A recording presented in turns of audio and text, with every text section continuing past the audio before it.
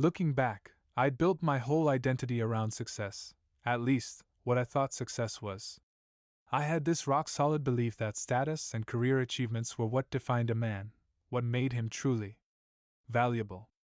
Growing up, I watched my father work tirelessly, and he always told me, "You've got to make something of yourself, Mark. Money, status, respect, that's what matters." So, as soon as I started my career, I dove in headfirst, determined to make him proud, and maybe prove something to myself, too. Then I met Kate. She was everything I'd never expected: smart, confident, with this quiet strength that instantly drew me in. But even from the start, I couldn't let myself get too caught up in her. Love, as beautiful as it was, seemed like a luxury, a distraction, even from my main purpose. I thought, I'll focus on my career first, and love will find its place later. The funny thing about life is, it doesn't wait. Kate and I had only been dating a few months when I started landing big projects, things that required all of my time and energy. Late nights at the office became routine, and weekends were booked solid with work commitments.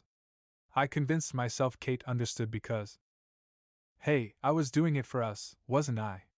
But with every skipped dinner, every missed call, that subtle shift between us started.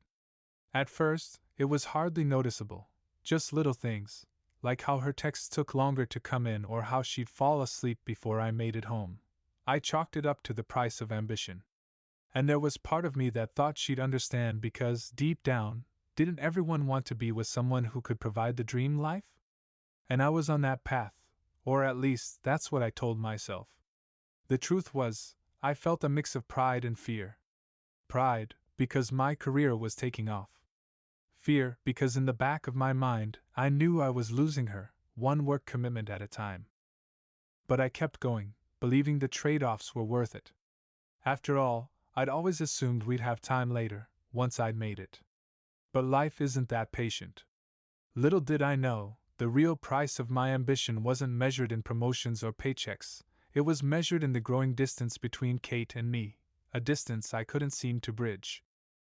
Despite my ambition, I'd catch myself daydreaming about a future with Kate.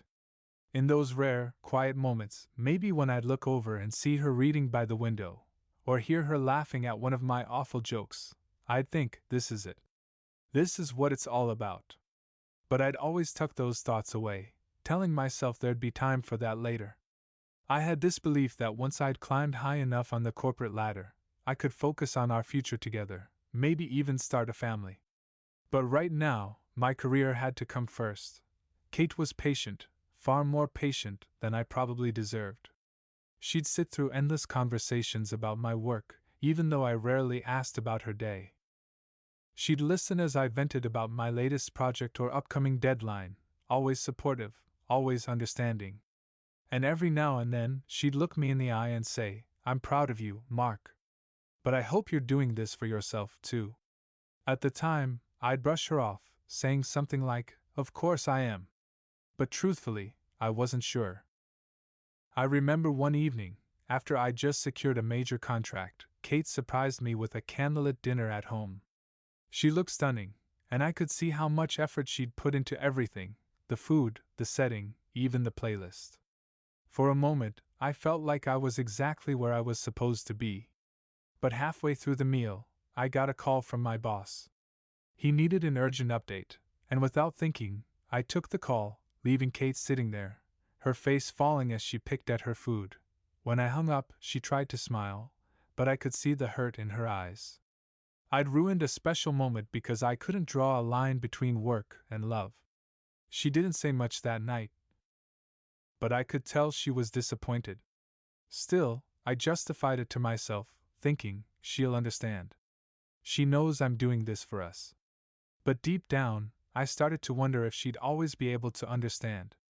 Would she stick around forever if all I had to offer was potential? Was I asking too much of her, to wait for a version of myself that might never come? These moments became more frequent, these small signals that our dreams weren't aligning the way I'd imagined. Kate wanted someone present, someone she could rely on, but I was only ever halfway there. And as much as I loved her, I kept telling myself that this was just a phase, that soon, I'd have the success I'd been chasing. and then we'd have it all. But life doesn't work like that. Each delay, each sacrifice came with a cost that I was too stubborn to see. All I could think was that one day, it would all pay off. But one day can only be promised for so long before reality starts calling. The first time I really felt it was when I got home late one night, another late meeting, another rushed dinner that we didn't have together. I had been so caught up in a deadline, I hadn't even realized how much time had passed. When I walked in, the house was quiet. No music, no sounds of her flipping through a magazine or laughing at something silly on TV. Kate was in bed, already asleep, her back to me. I stood there for a moment, wondering how long it had been since we'd really talked, really connected. Weeks? Months? It felt like a lifetime.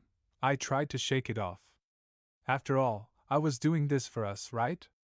I couldn't stop to focus on the small stuff when bigger opportunities were waiting. But the next day, Kate didn't even ask about my day, she just looked at me with this sad, tired smile. It wasn't the kind of smile that said, "I understand," but more like, "I'm trying to, but I'm not sure how much longer I can." One evening, I came home to find her packing a bag. "I'm going to visit my sister for a few days," she said, matter-of-factly. It wasn't a question, it wasn't a request, it was just a statement. A few days? The gap between us had grown so wide that she was making decisions without even telling me. I watched as she walked out the door, feeling this deep, hollow pit in my stomach. I knew something had changed between us, but I couldn't face it. Instead, I threw myself back into work, convinced that I could fix things once I got through this project, once I had some time to breathe. But Kate's absence only made things worse. The silence between us became louder, more deafening than any argument could ever be. And then came the little things, things I used to ignore. Kate's texts became shorter, more detached. She didn't ask about my day anymore. When she did, it was only about the logistics. What time will you be home? Are you working late? No more how are you? No more what's been on your mind. It wasn't until a week later, when she came home from her sister's visit, that I realized something even worse: she'd stopped waiting for me. I could see it in her eyes, in the way she spoke. She wasn't angry, she wasn't even sad anymore. She was just resigned. Resigned to the fact that I was no longer a part of the life she'd imagined for herself. And that was when the first real seed of doubt sprouted in my mind. Could I fix this? Was there anything left to fix?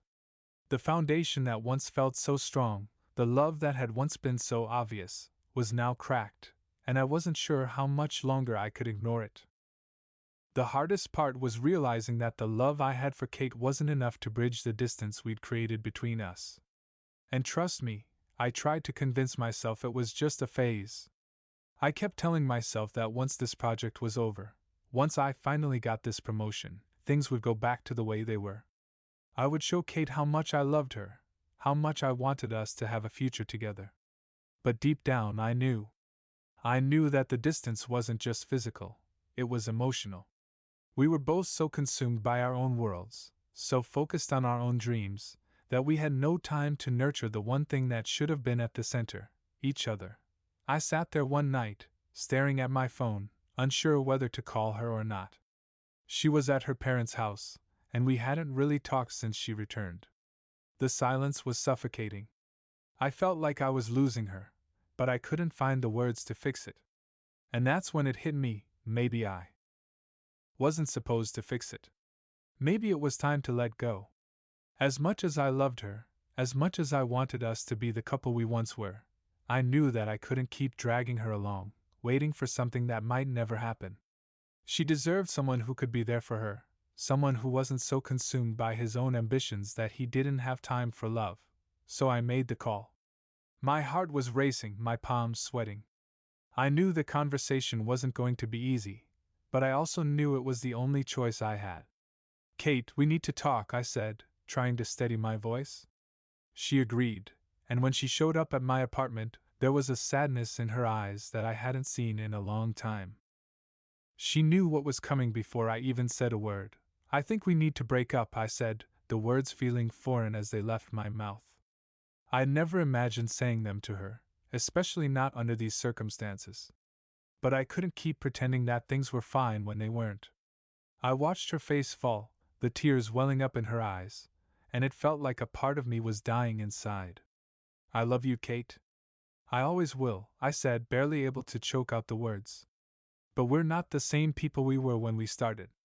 We're different now, and we're both chasing things that the other can't be a part of." She didn't say much at first. She just nodded slowly, her tears falling quietly. "I understand," she whispered, her voice breaking. And that was it, the end. I knew it was the right choice for both of us, but it didn't make the pain go away. In fact, it made it worse. I had let go of something I wasn't sure I could live without. But I also knew, deep down, that love wasn't supposed to feel like a weight. It was supposed to lift you up, to bring out the best in you. And right now, either of us could do that for the other. I had to let her go, even if it shattered me to do so. The days after the breakup were harder than I ever imagined. I had expected to feel a sense of relief, maybe even a newfound freedom. I'd told myself that once Kate and I ended things, I could focus on my work, my career, my dreams. After all, that was the whole point, right?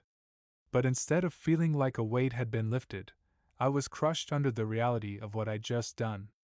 I woke up every day to the sound of an empty apartment. The silence was deafening, and no matter how much I tried to fill it with work, the void only grew bigger. I spent my mornings getting ready for the office, forcing myself to stay focused on what needed to be done, all the while thinking about how Kate used to do little things that made my days brighter. She'd make coffee in the morning, the smell of it filling the apartment, and I'd hear her humming in the kitchen. It wasn't just the coffee, it was the comfort of her presence, her way of making me feel grounded when everything around me felt like it was spinning out of control. But now, all that was gone. The apartment was still, silent, just a shell of what it had once been. At first, I tried to drown my feelings in work. I threw myself into meetings, deadlines, projects. The hustle was familiar, it was something I could control. But no matter how much I worked, no matter how much I achieved, the loneliness never went away. In the evenings, when the workday ended, I found myself just staring at the walls. It was in these quiet moments that the guilt really hit me. I'd start replaying the breakup over and over in my mind. Could I have done things differently? Maybe if I'd tried harder to balance our careers, maybe if I hadn't been so focused on my ambitions, we wouldn't be here. I couldn't help but wonder if I had made the wrong choice. I kept thinking about Kate's face when I told her it was over. The shock, the hurt in her eyes, it haunted me. I couldn't shake the image of her crying, the way she looked so vulnerable, so lost. And then I'd remind myself that I had made the right decision, that the relationship wasn't healthy for either of us anymore, that we were both too wrapped up in our own worlds to give each other what we needed. But the doubt kept creeping in. What if I had been too hasty? What if I hadn't given her a chance to work through things? What if we could have found a way to make it work? Late at night, I'd lie awake, staring at the ceiling, trying to push away the thoughts that swirled in my mind. Sometimes I thought about texting her, calling her, apologizing, asking if we could try again. But then I'd stop myself. What good would it do? It had already happened. There was no going back, no undoing the hurt I had caused. And yet the desire to fix things never fully left. It gnawed at me. I was afraid. Afraid that she'd moved on, afraid that she was already building a life without me, afraid that I'd never find someone who made me feel the way she did. It felt like a deep, unshakable fear, one that I couldn't escape no matter how much I convinced myself it wasn't true. Even when I tried to push the thoughts of Kate aside and focus on my work, she was always there, lingering in the back of my mind. I'd see something that reminded me of her, a song we used to listen to together, a restaurant we'd gone to for our first date, and the memories would flood back. At first, I tried to fight the memories, to bury them deep down. But it didn't work. They always came back. And with them came the overwhelming wave of regret. The truth was, I missed her. I missed the life we had built together. I missed our conversations, our shared dreams, the way she would support me even when I didn't ask for it. I realized I had been so focused on my own ambitions that I failed to see how much I needed her in my life. And now she was gone. There were times when I talked to friends about the breakup, and they'd tell me to move on, to let it go. But how could I? How could I just move on from someone who had been such a big part of my life? How could I pretend that the love we had wasn't real, that all the good times we shared didn't matter? The truth was, moving on wasn't just about finding someone new. It was about letting go of the life I thought I'd have with Kate, the future I had envisioned. I had to accept that this chapter was over. But that didn't make it any easier. There were nights when I'd feel like I was losing myself in the process. I thought I knew who I was before, career-driven, ambitious, someone who could take on the world. But now, without Kate, I felt like a shell of that person. I felt disconnected from everything I once valued. It wasn't just the loss of her, it was the loss of a part of myself that I had to come to terms with. I had built so much of my identity around being with her, around the idea of us as a couple, that when it was gone, I didn't know who I was anymore. I realized that this struggle to move on wasn't just about her. It was about me, about learning how to rebuild my life after making such a painful decision. It was about learning to live with the regret without letting it consume me. It was about understanding that sometimes the hardest choices are the ones that lead to growth, even if the process of getting there is messy and painful. Moving on wasn't going to happen overnight. I had to learn how to forgive myself, how to let go of the past and allow myself to heal. And most importantly, I had to believe that somewhere down the road, there might be a second chance for me to find happiness again, not just with someone else, but with myself. The days after the breakup were harder than I ever expected. I thought I'd feel relieved, but instead, I felt an overwhelming emptiness. I'd convinced myself that focusing on my career was the right choice, but without Kate, the apartment felt cold and silent. Every morning I'd get up, go to work, and pretend everything was fine, but I couldn't stop thinking about her, the little things, the way she used to make coffee and hum in the kitchen. It all hit me that the void wasn't just about her, it was about the connection we had. I had taken it for granted, too. Focused on my own ambitions to appreciate what we were building together, work became a distraction, but the loneliness never left. I'd replay the breakup in my mind, wondering if I could have done something differently. The guilt was suffocating. Could we have worked things out? Had I given up too soon? These thoughts consumed me, especially at night, when the quiet was deafening. I'd lie awake, questioning everything. Should I call her? Apologize? But I knew that wouldn't change anything. I had already hurt her, and there was no going back. Even with friends telling me to move on, it wasn't that simple. How could I just erase the years we spent together? How could I pretend I didn't miss her? It wasn't just about missing her presence, it was about realizing how much I depended on her for support, for love, for balance. And now, all that was gone. The more I tried to distract myself with work or socializing, the more I felt the weight of the decision I'd made. It wasn't just the loss of Kate, it was the loss of a future I had imagined, the life we were supposed to build together. The hardest part was accepting that moving on wasn't just about finding someone else. It was about letting go of the life I thought I had and learning to live with the regret. I had to forgive myself and understand that sometimes, the hardest choices are the ones that lead to growth. The process was slow, painful, and full of uncertainty, but I had to believe that, eventually, I would find peace with the decision. And perhaps, even a second chance at happiness. Months passed. The initial pain began to dull, but the longing never truly disappeared. I'd thrown myself into work, hoping the distraction would help me forget, but deep down, I knew something had shifted in me. I started questioning what I really wanted out of life. I had achieved some professional success, my career was on track, I was respected in my field, but at what cost? I had climbed the ladder, but when I looked around, I realized the view wasn't as satisfying as I'd hoped. I didn't have the woman I loved by my side, and that hurt more than any career milestone ever could. I spent countless nights going over my past with Kate, wondering how things might have turned out if I had made different choices. Had I been too focused on success? Too blinded by my own ambition to see what truly mattered? It wasn't that I didn't love my work, it was that I had neglected something far more important: the person who had been my partner, my confidant. Kate wasn't just a girlfriend, she was someone I trusted, someone I could see a future with. I had allowed my career to convince me that I didn't need her, but now I saw how wrong I was. It wasn't just about regret anymore. It was about realizing that love requires sacrifice, compromise, and yes, prioritization. I had let the external world dictate my choices, pushing Kate aside in the process. But I couldn't ignore the feeling of emptiness anymore. I knew I had to find a balance. I had to find a way to integrate the things I loved, my career, my passions, and the woman I had once loved, into a life that didn't feel so fragmented. One evening, I sat on my balcony, watching the city buzz beneath me. The glow of the city lights reflected off the glass, and for the first time in a long while, I felt at peace with the silence.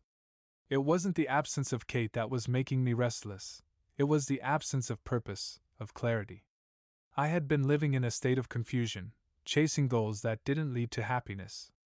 I realized that if I wanted to move forward, I needed to stop chasing what I thought I should want and start chasing what I truly valued.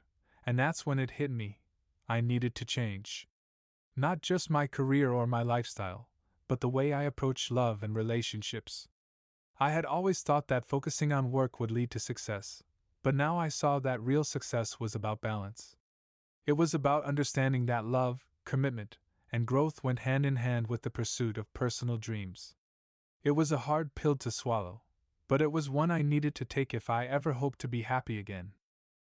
Time has a funny way of working. Just when I had begun to feel like I was getting my life together, fate stepped in with a little twist. It was at a conference for work, something I had been dreading for weeks. Crowded, loud, and full of people I didn't particularly care to see. But as soon as I walked into the lobby, there she was. Kate. Standing by the coffee table, chatting with a colleague, completely unaware of my presence. For a second I froze. My heart raced, my palms felt clammy. She looked exactly the same, radiant, confident, like no time had passed at all. I could feel the years between us in that moment, the weight of all the unspoken words, the broken dreams. But something was different. We both looked at each other, and I saw in her eyes the same shock, the same hesitation. Yet there was a softness there too. The years of distance had softened the edges of our memories, and in that moment, it felt like time had never really separated us.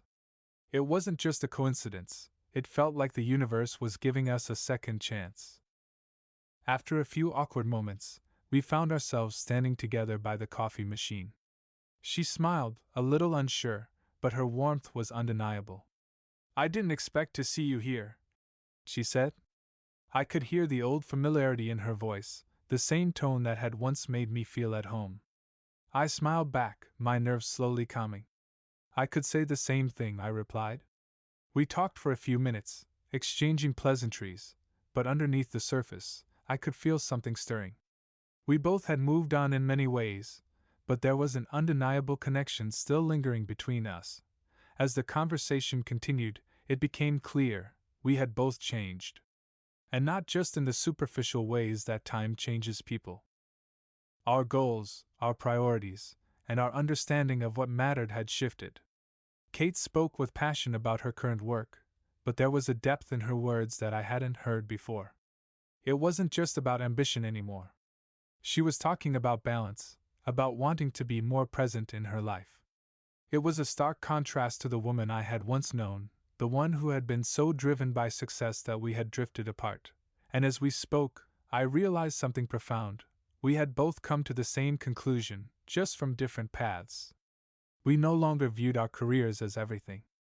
Our personal lives, our happiness, and our connection to each other had become just as important, if not more so. I realized that sometimes, life's greatest lessons come from stepping away from something, only to return to it when the timing is right. Maybe we hadn't been ready before, but now we were.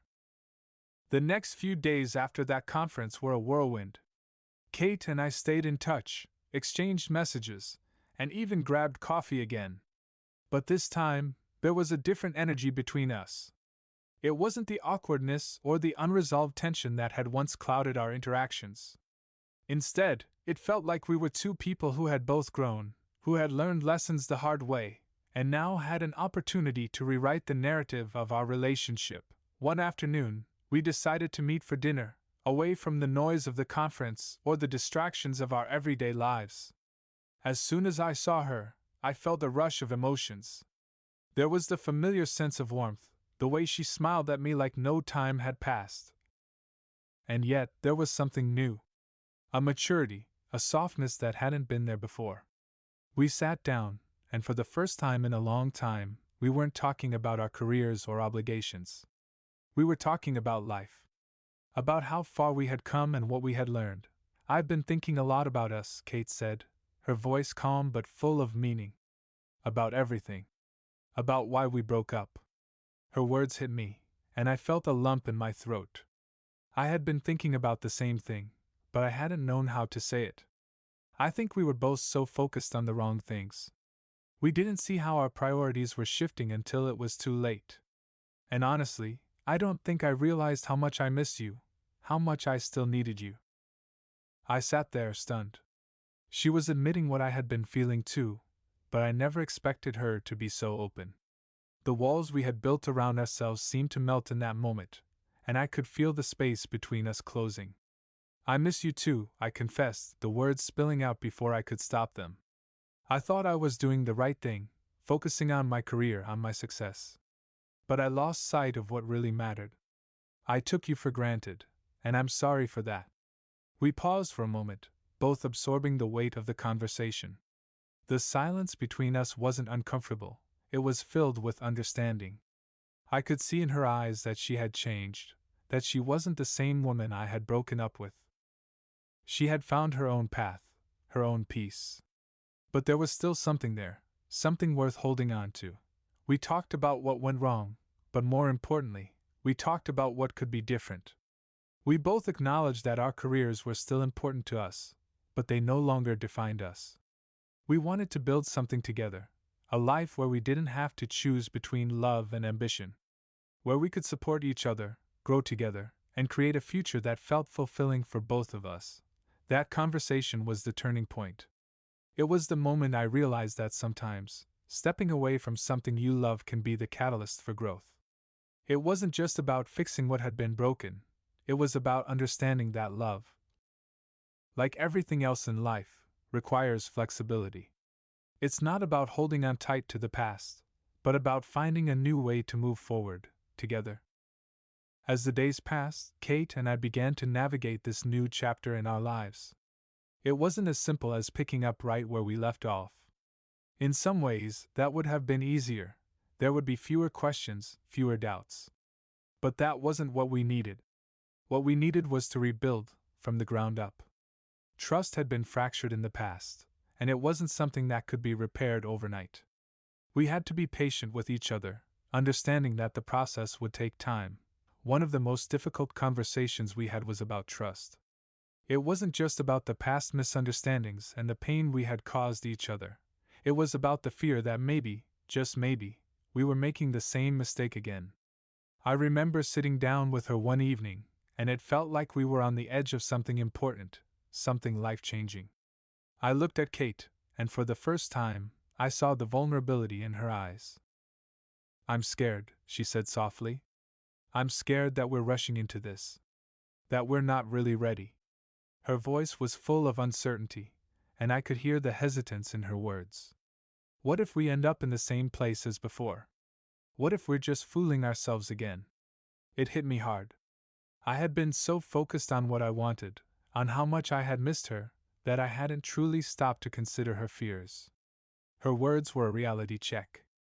We had to be honest about what we were both feeling, even if it meant confronting uncomfortable truths. But it wasn't about whether we had regrets. It was about whether we were willing to move forward with a deeper understanding of each other. "I'm scared too," I admitted. "I don't want to hurt you again. But I believe in us. I believe in what we can create together. We don't have to rush. We can take our time and see where this goes. But I promise you, I'm not taking you for granted again.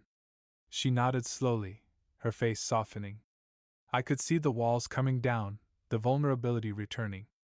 And in that moment, I knew that this wasn't just about fixing the past, it was about building a future based on honesty, trust, and mutual respect. Over the next few weeks, we worked to reestablish the trust that had been broken. We were open about our goals, our fears, and our expectations. And most importantly, we showed up for each other, consistently and without hesitation. I started to see Kate in a new light, not as someone I had failed, but as someone who had grown into a woman I could admire and respect. And I think she saw me in the same way. Rebuilding trust wasn't easy, but it was worth every moment of effort. It felt like we were rediscovering each other, not just as lovers, but as partners, as equals.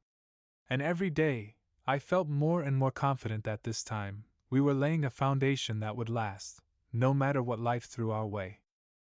As weeks turned into months, Kate and I found ourselves settling into a rhythm, something that felt more balanced.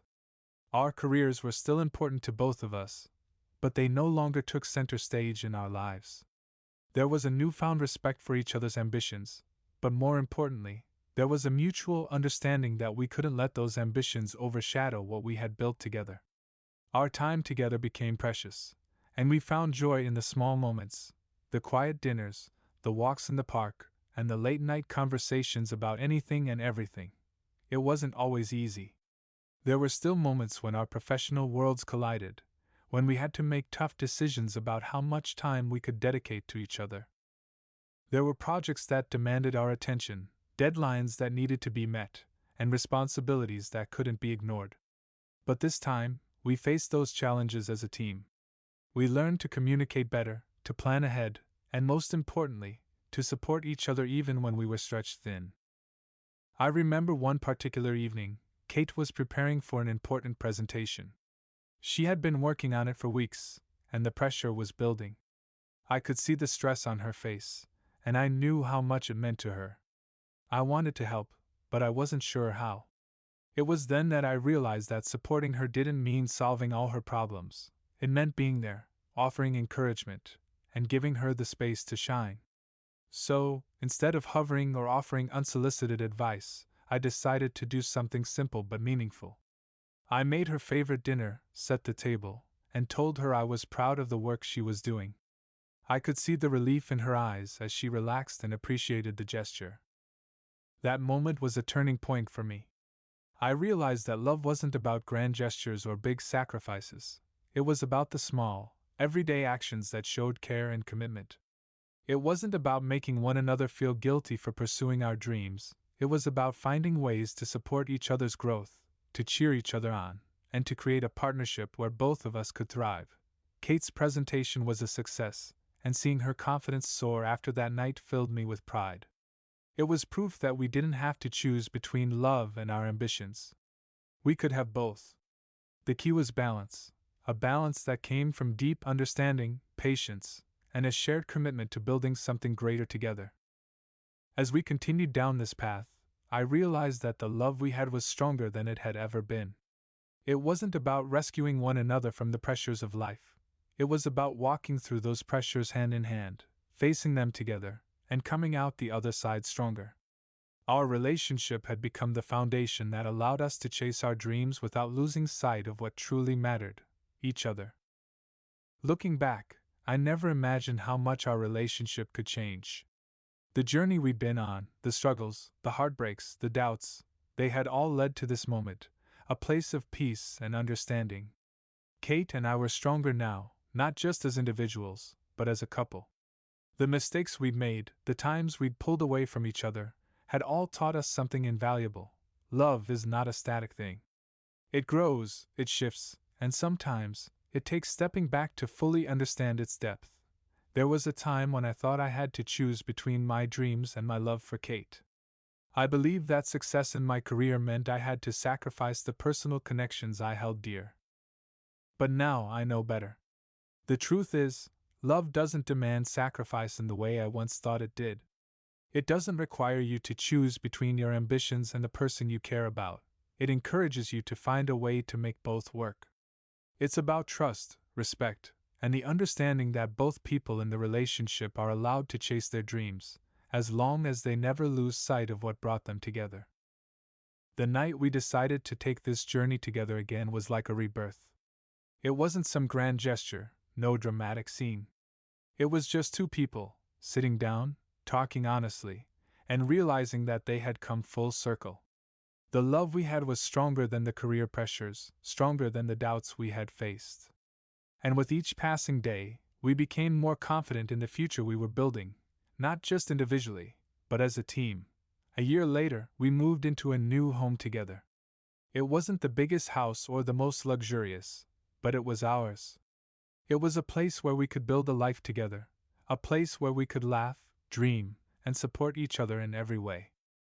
We didn't have everything figured out, whoever does, but we had each other, and that was enough. We had found our rhythm, a balance that allowed us to thrive together and pursue our passions without ever losing the connection we had worked so hard to build. Kate and I often talk about how different things could have been if we hadn't taken the time to step back, to focus on our individual growth before coming back to each other. If we'd stayed in the cycle of chasing success at the expense of our relationship, we might have lost what we had. But instead, we learned that sometimes, in order to grow together, you have to allow space for each person to grow apart first. It's not about abandoning each other, it's about finding your own way. And then coming back stronger. I can't say what the future holds, but I do know one thing: love, when it's true, will always find a way.